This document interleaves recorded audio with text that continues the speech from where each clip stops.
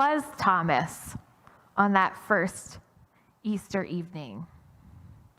The rest of the disciples were gathered together, pondering Mary Magdalene's announcement that she had seen the risen Christ. And this gathering is marked not by joy at Mary's declaration, but by fear.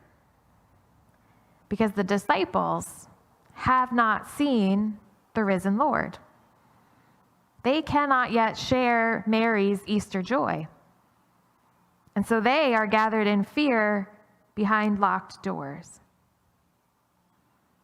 And then suddenly, Jesus appears to them with this greeting of peace, and their fear is turned into rejoicing. Mary's story, it turns out, has been proven true, and the disciples can share in her experience of the resurrection. All except for Thomas. For some reason, Thomas wasn't with the rest of the disciples when Jesus appeared to them. And upon his return, his friends fill him in on what he's missed. We have seen the Lord, they tell him. Mary was right. We should have listened to her. Christ is risen. We have seen him. And Thomas replies, not with joy, but with skepticism. I will not believe this until I see it for myself, he says to his friends. Now, ever since Thomas's story was written down, he's developed a less than stellar reputation. In many Sunday school classes and post-Easter sermons, Thomas has been painted as a bad guy. When the other 10 disciples tell him that Jesus is alive after his crucifixion, Thomas refuses to believe it. He separates himself from the others and demands to see Christ for himself. In short, we have been told that he was a dull and doubting follower of Christ, and we should definitely not imitate him. We should definitely not be like Thomas. This is the moral of this story. Believe, do not doubt, definitely don't be like Thomas. Believe and do not doubt. If only a life of faith could be that simple. In her article titled "The Show Me Disciple," Amy Hunter has written this about Thomas's reputation.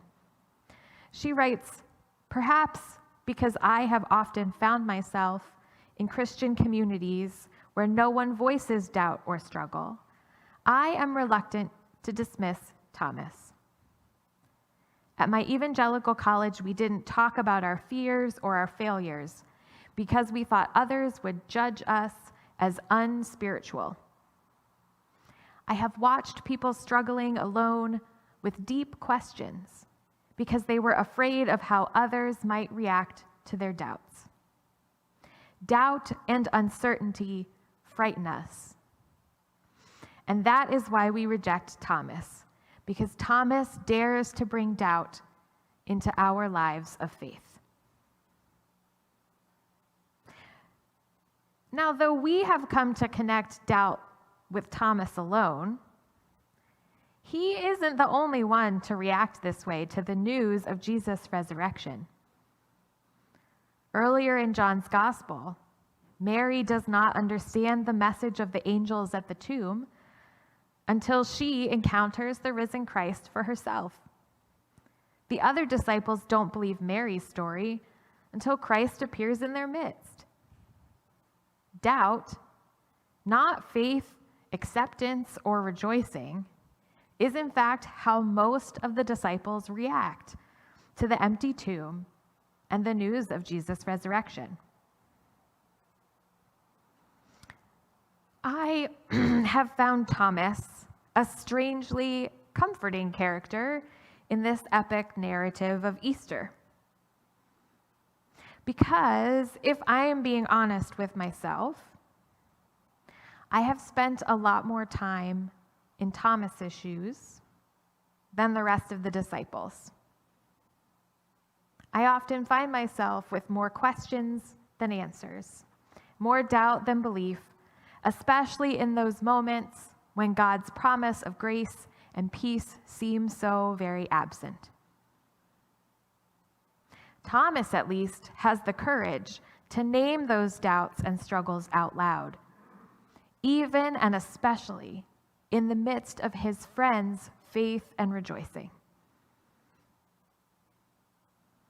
Dear ones, have you ever felt like Thomas? Have you ever felt like everyone else seems to be so convinced, so sure of Christ's presence and direction in their lives? Like maybe you really are the only one in the room with doubt and questions. Most of us do not talk about questioning our faith or wonder out loud about Christ's presence with us. Years ago, while I was in seminary, I was leading a small group discussion at my church in St. Louis. And one night we were talking about the meaning of Jesus' resurrection.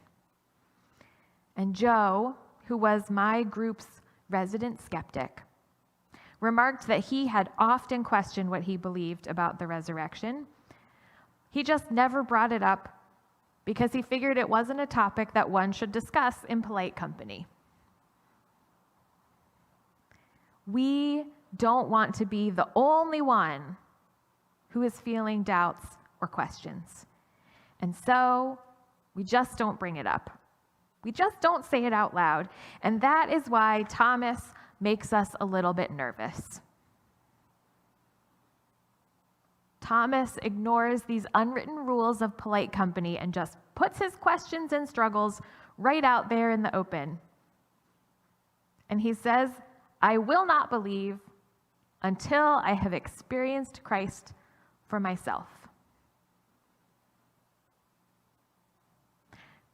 But a week later, the disciples are gathered in the house again, and this time Thomas is with them, and again Jesus appears and says to them, "Peace be with you." And now Thomas can see with his own eyes and hear with his own ears that Christ is indeed risen. Thomas has to make this personal connection with Jesus for himself. Mary cannot experience the resurrected Jesus for the disciples, and the disciples cannot experience Jesus' peace for Thomas. It is only this personal encounter that makes Jesus' resurrection real to his disciple Thomas. And when he does, Thomas's doubt turns to praise and he declares, "My Lord and my God."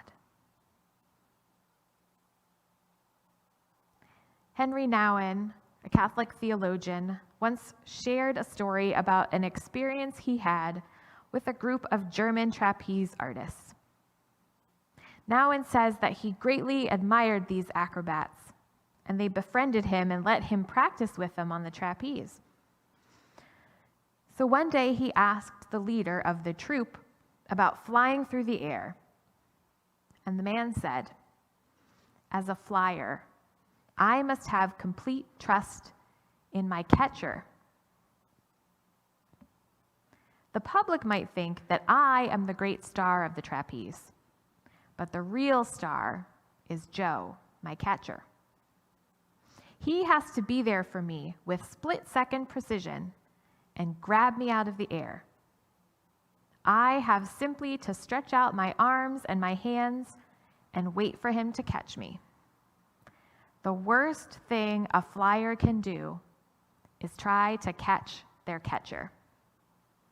The flyer must fly, the catcher must catch, and the flyer must trust with outstretched arms that his catcher will be there for him."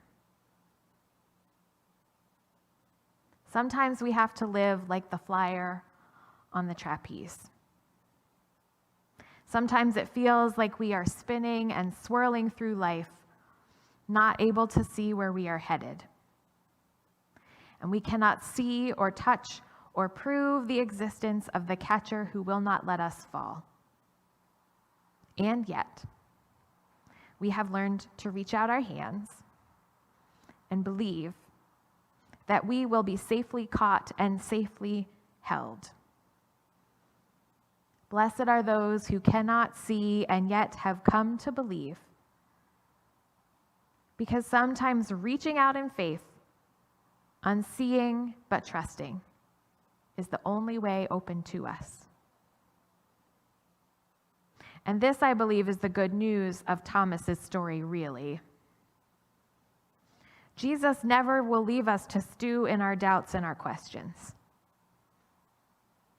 Christ breaks into our lives in unexpected ways and unexpected places to reassure us of his continuing presence in and calling on our lives. God knows that we will experience doubt.